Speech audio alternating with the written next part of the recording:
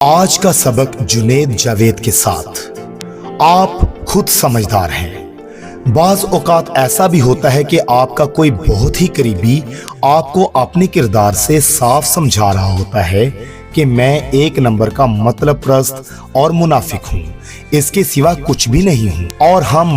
محبت کا نعرہ لگا رہے ہوتے ہیں، جبکہ اس شخص میں شیطان کام کرتے ہوئے آپ کی خدمت میں بہت بڑی رکاوٹ ہوتا ہے، اور ہماری خدا کے لیے خدمت کی جو بلاہٹ ہوتی ہے اس کے لیے ہم وقت ہی نہیں نکال رہے ہوتے، اور نہ ہی کوئی برکت مل رہی ہوتی ہے، اور شیطان کامیاب ہو رہا ہوتا ہے۔